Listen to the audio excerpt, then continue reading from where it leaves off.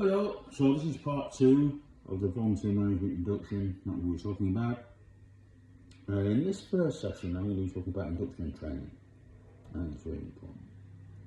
It's important that volunteers feel as though they understand what your organisation is all about. What do we do? What we're trying to achieve? What are the objectives? How's everything going? So give them that kind of background in terms of everything that's going on. So I think it's important that as part of bringing a volunteer into your organisation, you let them know what they're all about. This is our service. This is a project you're going to be involved in. These are the objectives that we have. This is what we're all about. So make sure that you let them know that. So that's really important. The other side is they need to know what they're doing. Instead of just coming in and saying, oh, hi there, I'm a volunteer, I'm just going to come in. Okay, stay over there. Wait for something to happen. You know, what's your specific role? Are you going to be looking after people as they come in customer service? Are you going to be an office admin? Are you going to be looking after IT functions? Are you going to be involved in direct frontline services? So, for example, your children's service. Are you going to be working with kids? If you're part of a mental health charity, are you going to be working directly with people who need support with their mental health? So it's important to ensure that that role is done and that people are given the right kind of answer.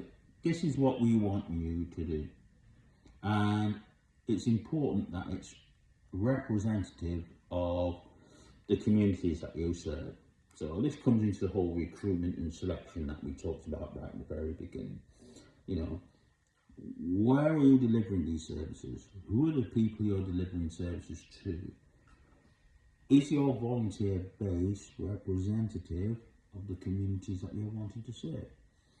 How do you go out there and get the right volunteers that are going to deliver that?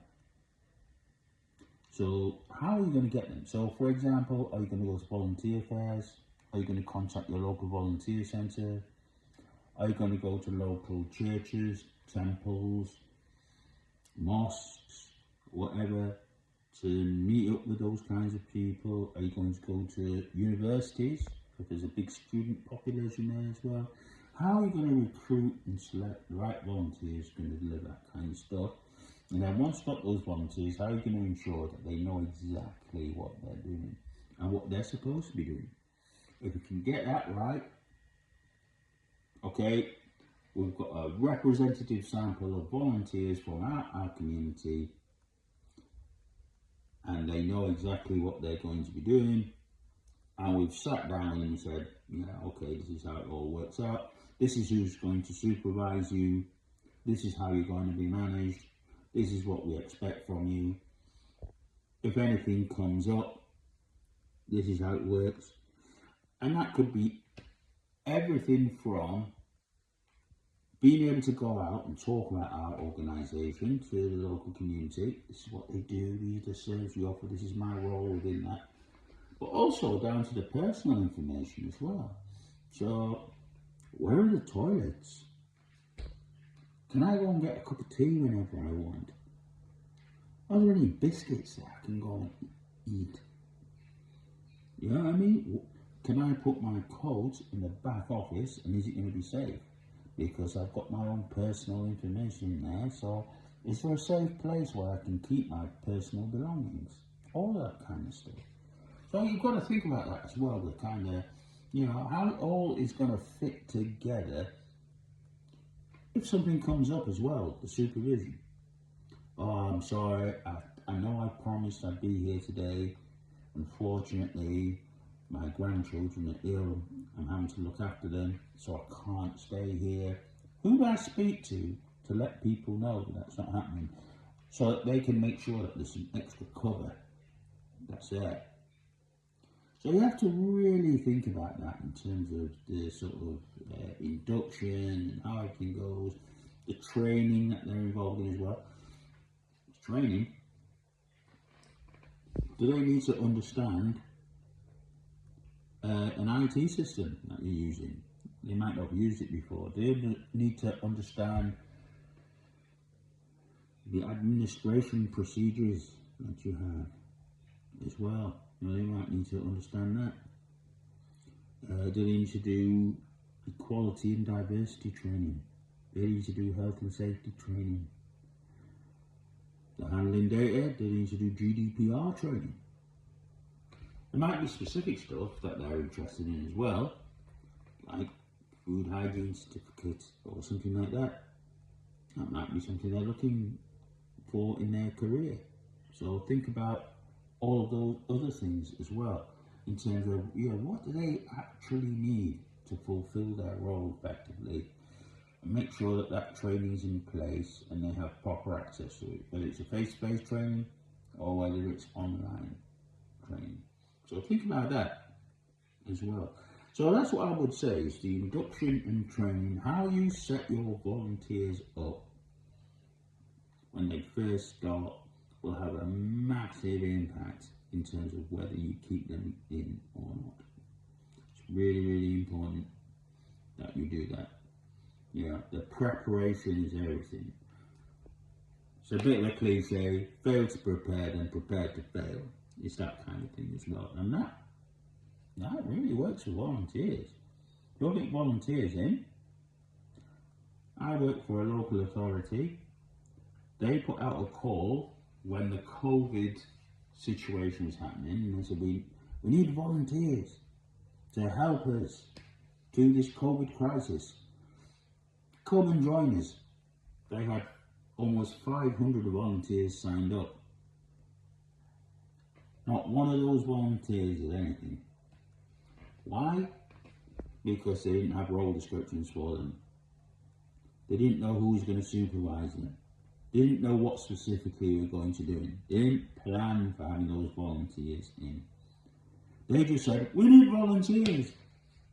And guess what? Because they hadn't organised anything,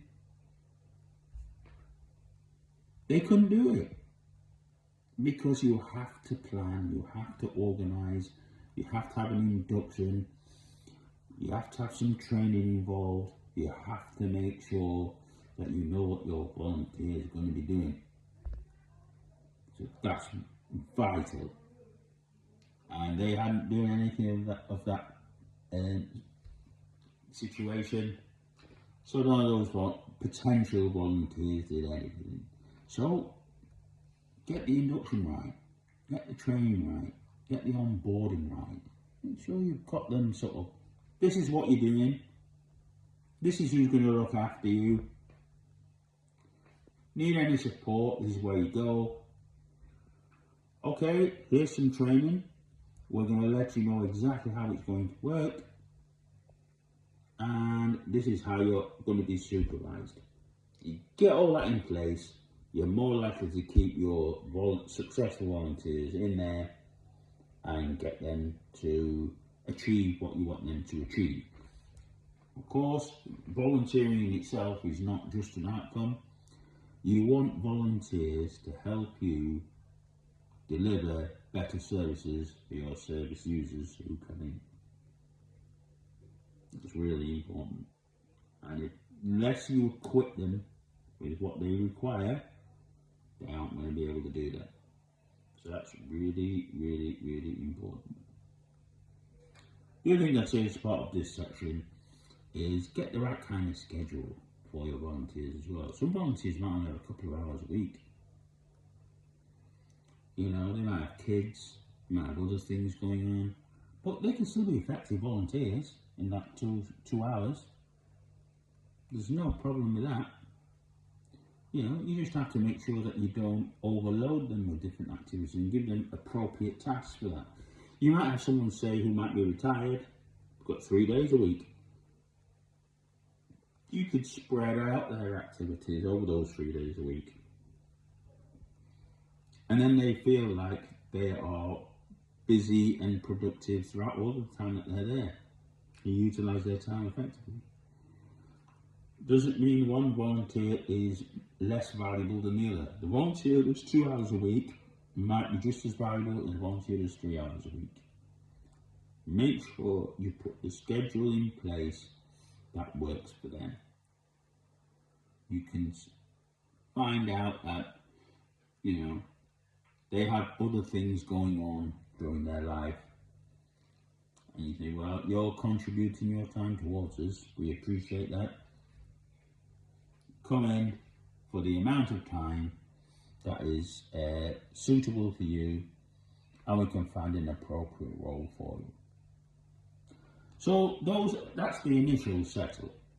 You've got the induction right, you've got the recruitment right,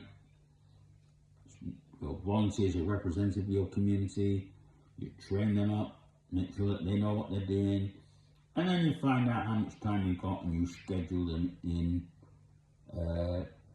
based on the amount of time they have available. So that's how you get them set up. Get them set up that way. We're going to talk a bit more about some of the other stuff, like how you communicate with your volunteers, how you reward and recognise them, how you review their performance, and stuff like that. And sort of like how they might progress in their role and retention and stuff like that as well. And the final thing about effective volunteer management systems, so that you can record all of the activity they're doing. Well, thanks so much for listening. We really appreciate it. I hope that's been useful. And give your comments, if you can, in my channel, if you want to. But I'm just sharing my experiences with it. I'm not the font of all knowledge, but I do have some experience, and I'm just sharing what might be useful for you. Thank you so much. See you next time.